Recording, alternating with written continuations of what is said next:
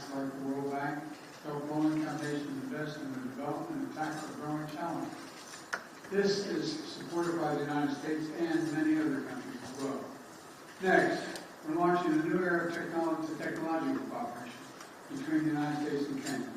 That means new partnerships with industry, artificial intelligence, semiconductors, and cybersecurity. New initiatives to expand affordable internet all across East Africa.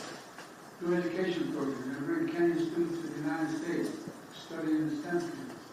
I'm proud to announce that I'm working with Congress to make Kenya the first country in Africa to receive funding from the CHIPS and Science Act, which has served us well. This funding will link their supply chain to the United States and to our partners, and spur innovation as it extends from Silicon Valley in California to Silicon Savannah in Kenya, which, by the way, is already a $1 billion tech hub. Already a $1 billion tech hub. Finally, we're ensuring democracy delivers for our people. That includes Kenya's diaspora community here in the United States. 2 years ago, the nation's first black vice president, President Kamala Harris, launched the nation's first presidential advisory council on African diaspora engagement. Today, we're building on her work to strengthen long-standing bonds between our people. I also want to thank you, Mr. President, for taking action to implement the long-awaited public benefits organization, which provides historic protections for civil society and NGOs all across Kenya. Like you, I believe the future is going to be won by countries that are unleashed the full potential of the population, including civil society, women, and young people. I look forward to working together to implement this act and jumpstart anti-corruption reforms and all democratic values to bind our nation together. Now, let me close with this. Taken together, these are responsibilities Kenya and America must be in the years ahead. Meet together as partners for security, for prosperity, for innovation, and most importantly, for democracy. But I know these responsibilities will wait for the best of us. I know we'll not only bring our nation together, but I want to thank you for, again, Mr. President, for being here and knowing we have you here.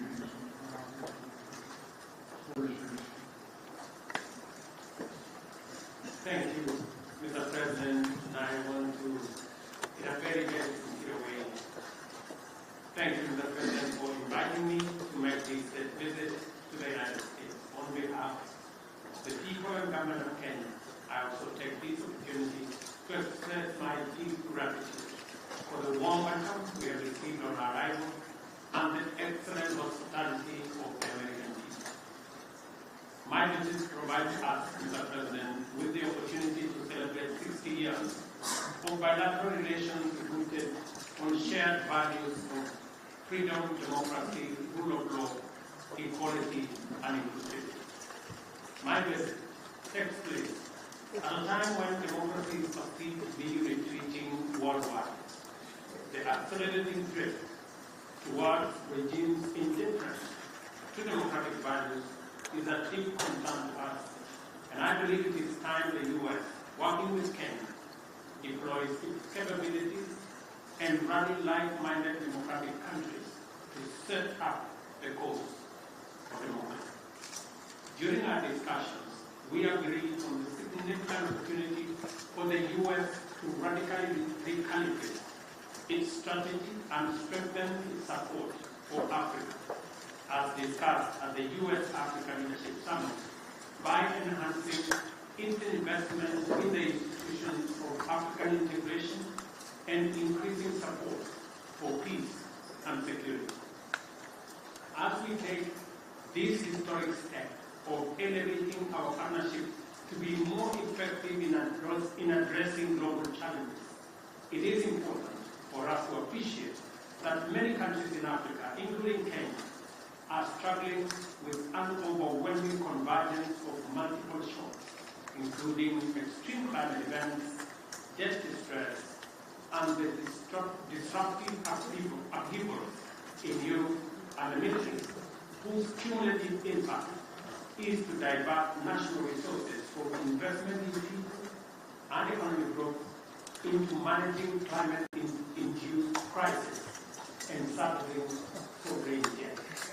For this reason, I have underscored the imperative for our partnership to facilitate recovery from this multiple crisis, and particularly for the United States of America to take a leading role in a comprehensive debt resolution framework by doubling contribution to the concessionary financing window of the World Bank, and also to work with the IMF on rechanneling SDRs to institutions like the African Development Bank to further leverage on private sector funding to support countries.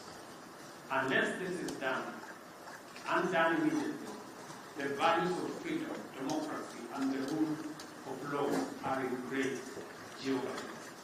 On regional peace and security in the Horn of Africa and the Caribbean region, I express optimism that Kenya and the US will innovatively design appropriate defense and security frameworks to help Kenya as the anchor state and the region in general to deal with the peace and security challenges that are undermining human well-being, slowing down development, and also having a negative impact on democracy.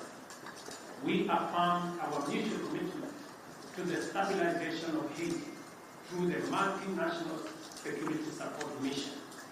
The Kenya-UN Climate and Clean Energy Industrial Partnership we have just committed to is an encouraging milestone on our collective journey and builds on the paradigm shift we have inaugurated at the Africa Climate Summit in Nairobi last year. Accordingly, Africa's resource potential is a huge opportunity to deploy U.S. technology and investment to catalyze unprecedented growth through green industrialization. We've also agreed to hasten the renewal of the Africa Growth and Opportunities Act to sustain the rising momentum of our investments and exports in the manufacturing space. Similarly, we agreed to undertake sustainable green growth by facilitating conclusion of our strategic trade and investment partnership alongside the renewal of AGOA. During our discussions, I witnessed firsthand President Biden's and the U.S. government's determination to make our partnership work and resolve to spread and deepen the roots of freedom, democracy, security, and prosperity throughout the world. As my visit comes to a close, I am confident that our engagements have laid a solid foundation for us to continue the good work we have begun with stronger faith and greater hope for success, because in Joe Biden, Kenya and Africa have a strong and committed friend. I thank you. Thank you, President. We do have a friend, and Africa has a billion people. The idea that we can ignore it makes no sense at all. First question, Michael Wilmer from Clashman.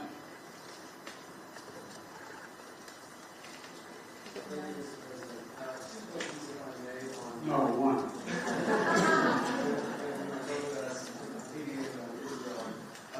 Your administration went on a worldwide search for security forces, Vietnamese forces, Bangladeshi, Canadian, Chilean, any but American forces to stand up this multinational security support mission for Haiti before Kenya stood up to lead. Can you explain why it is that you believe on the one hand that this issue is so critical, and on the other, why it is that we have categorically ruled out contributing U.S. forces to this effort? Is it your goal to keep back these things, or to continue on Israel? Does the United States... I'll answer your question. The question with regard to Haiti is, we concluded that for the United States to deploy forces in the hemisphere just raises all kinds of questions that can be easily misrepresented about what we're trying to do, and be able to be used by those who disagree with us and against the interest of Haiti and the United States. So we set out to find a partner or partners who would lead that effort that we would participate in, not with American forces, but with supplies and making sure they had what they needed. And so, I'm very grateful for President Ruto's leadership here. multinational effort, but Kenya's willingness to really lead this matters. You're not the only country, but you're leading this effort. And there's going to be U.S. forces, none on the ground, but we're going to supply logistics, intelligence, and equipment. Matter of fact, some equipment has already arrived. And Kenya is stepping up with police, and other countries plan to do as well. The United States is going to support the collective effort here. And of course, Kenya won't be going it alone. We're working with Congress to provide $300 million to MSS mission and an additional $60 million for equipment assistance. And we've received and are continuing to bring major contributions from other partners in as well. President Ruto and I agree that Haitian people deserve better. They deserve peace and security, and I thank him for taking on this responsibility, but we have his back and we're there all the way. I do have a question for you, President Ruto, but before I do, I do very briefly have a question on whether the United States has any evidence at all that would substantiate the ICC prosecutors' specific allegations against Israeli leaders that they are using starvation as a tactic of war in Gaza, or exculpatory evidence for that matter, and if you would commit to releasing that information before any potential issuance of ICC arrest warrants. And President Ruto, the mission that Kenya is about to lead in Haiti is obviously a support mission that is well known, but the fact is that Haiti's national police have been internationally funded and trained for some time, and nevertheless have obviously failed to beat back these gangs. Will Kenyan forces in partnership with the MSS be out front in the fight against these gangs, or will they be a static force behind the HNP? And are you concerned about casualties among the Kenyan forces? Thank you very much. Kenya believes that the responsibility of peace and security anywhere in the world, including in Haiti, is the collective responsibility of all nations and all peoples who believe in freedom, self-determination, democracy, and justice. And it is the reason why Kenya took up this responsibility, because we have been participating in peacemaking, and we have been participating in peacekeeping over the last 40 years in 47 countries, including very difficult neighborhoods like what we're going to face in Haiti.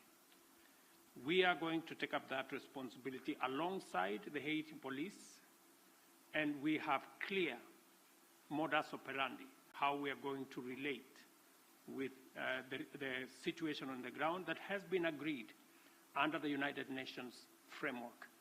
So we are looking forward to this deployment because we believe that the women and children in Haiti deserve peace like all other women and children and people around the world. Look, we made my position known on ICC. You guys never keep the deal, but that's okay. We've made our position clear on the ICC.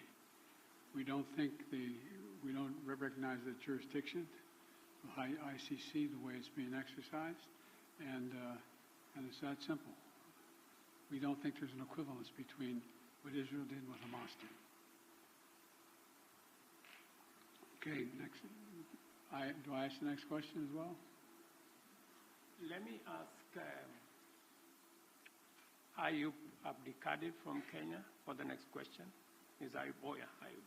Thank you, Mr. President. Thank you. One question, and this is on Haiti. President Biden, Kenya is rather doing the heavy lifting in a turbulent region, Somalia, South Sudan, the Democratic Republic of the Congo. Washington, as you have mentioned, has committed millions of dollars for the cause in Haiti. Isn't it ironic that while America is ending its forever wars in Afghanistan, the latest in 2021, under your leadership, when you withdrew troops from Kabul, and that you are committing Kenya to another foreign wars 12,000 kilometers away from Nairobi? I mean, why the discrepancy? Why the dichotomy? while you are ending your forever wars, overseas wars, yet you are committing Kenya to Haiti. Can you explain that? Very easily. There's a reason why Afghanistan has been known as the graveyard of empires. The likelihood of anybody uniting Afghanistan is highly, highly, highly unlikely, number one. Number two, there are ways to control ISIS other than occupying Afghanistan. It was an unnecessary need. Now, with regard to Haiti, Haiti is in an area of the Caribbean that is very volatile. There's a lot going on in this hemisphere, and we're in a situation where we want to do all we can without us looking like America once again is stepping over and deciding this is what must be done. Haitians are looking for help, as well as the folks in the Caribbean are looking for help. And so we checked out with a number of other countries. The one who stepped up was Haiti. We committed to provide the wherewithal, the intelligence and equipment and the like to Haiti. And so it's a logical thing. And you have a first-rate capability, and you keep your word. That's an important dynamic. I agree with President Biden that Kenya's participation in Haiti is not so much about what happened in the past. It's about what we believe in, the peace and security of humanity. And we don't find that the U.S. is committing Kenya because the U.S. cannot commit Kenya. I am the president of Kenya. It's me to make that decision. And it's the people of Kenya to commit their own troops using their own structures. We've gone through the processes in Kenya. Parliament has approved. We have a clear mandate. We have a clear framework. And it is us, the people of Kenya, who made this decision in the interest of serving peace and stability as a responsible global citizen and understanding that insecurity, instability anywhere is insecurity and instability everywhere. And by the way, you asked about, you implied that we weren't doing anything anywhere else. Well, we're kind of occupied around the world, but we're also engaged in Congo, in the neighborhood. And, we're going to continue to help alleviate human suffering there. The United States is the largest humanitarian donor, providing $375 million in humanitarian funding just this year, including support for more than 6 million displaced people from the DRC. So we are engaged in more than one place. Follow up to my president, Dr. Ruto. You said that Kenya is committed, and in your Carter speech in Atlanta, you said it's based on humanitarianism, helping Haiti out.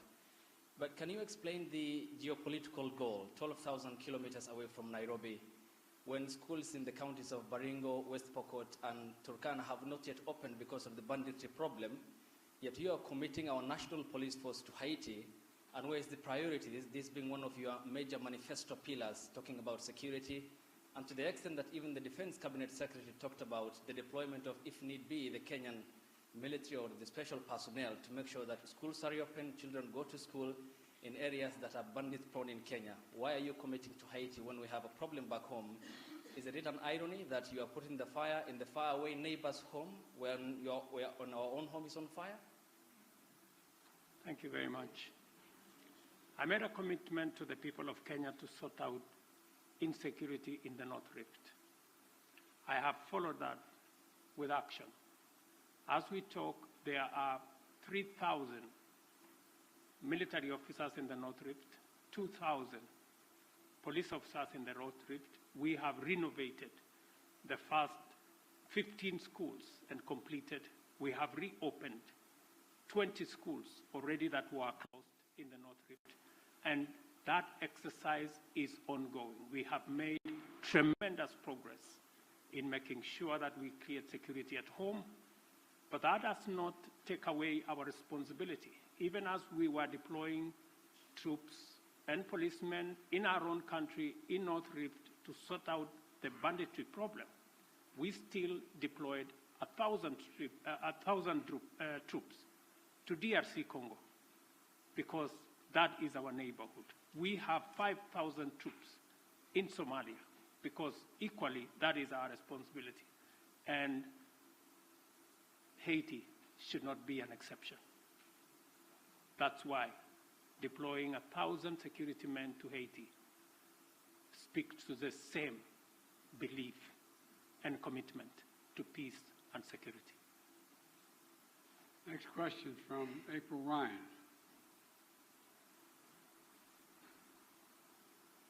Mr. President, President Biden, President Ruto, thank you. First of all, when you talk about Haiti, President Ruto, you said Haiti is a collective responsibility for all nations. And for you, Mr. President, President Biden, President Ruto, do you believe that these nations can break the back of this militia that has gripped the nation there? And also, when it comes to Congo, thank you, Mr. President, for bringing up what the United States is doing for the Congo, especially as that flag was behind you at Morehouse. Mr. President, could you tell me what the African Union is doing, as well as Kenya is doing, when it comes to the humanitarian crisis in the Congo? Thank you. What was my question? Sir, your question was Haiti. Can the United States and Kenya, or the nations collectively, break the backs of this coordinated militia that has the grips of the nation? That nation. Thank you. Yes.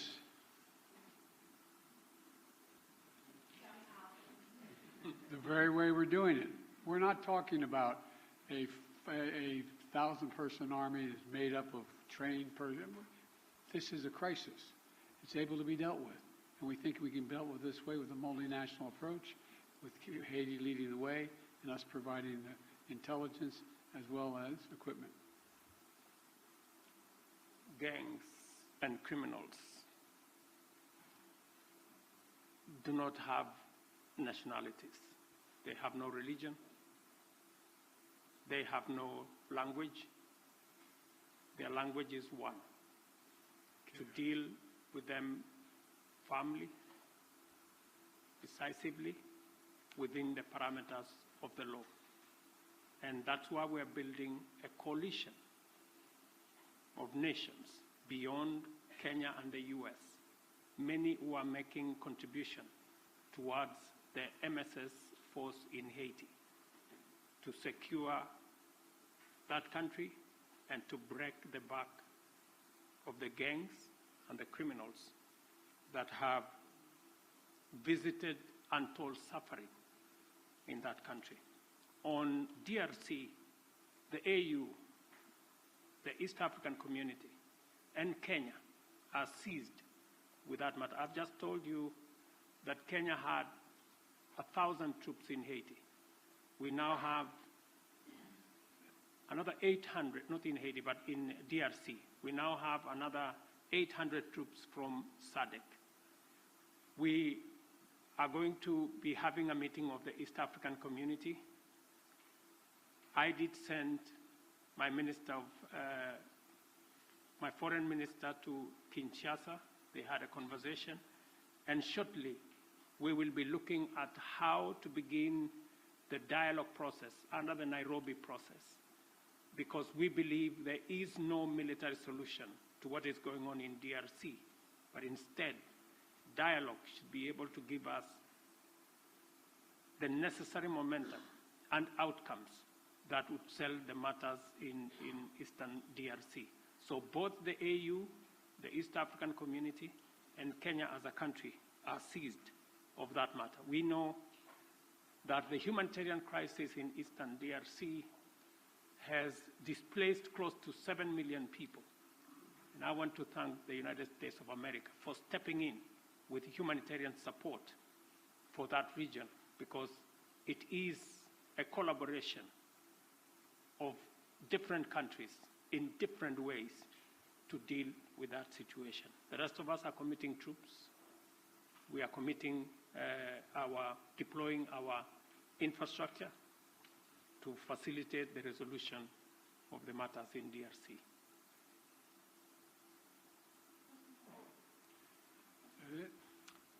Let me ask Nancy Agutu from Kenya. She's here. Okay, Nancy. Mr. President, Africa is asking America to lead the way and double its contribution to the World Bank's International Development Assistance to help developing countries access more financing, to alleviate debt distress, and to tackle climate change. What is your commitment on this? Thank you. I'm sorry, I didn't catch all your question.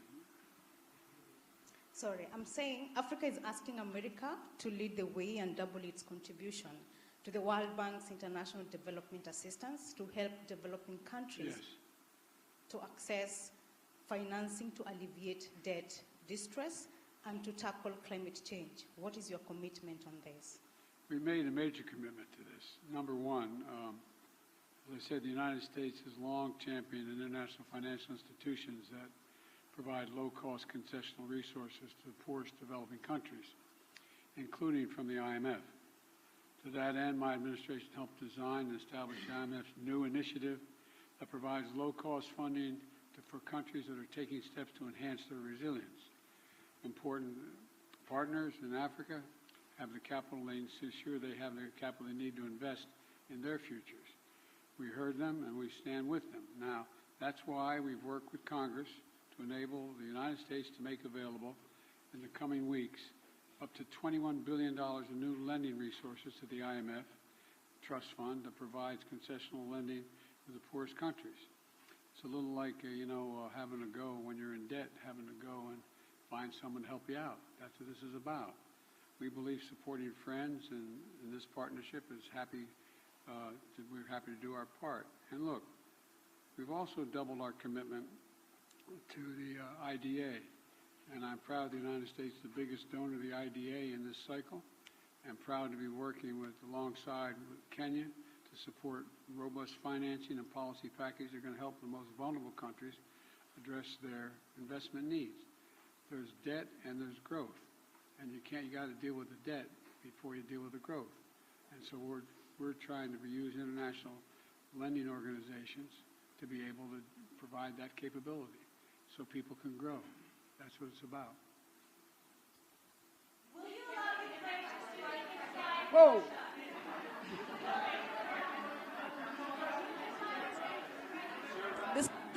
This concludes the press conference. Thanks, everybody.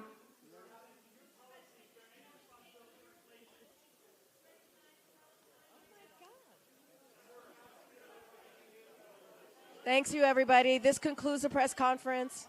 Thank you. Thanks, everybody.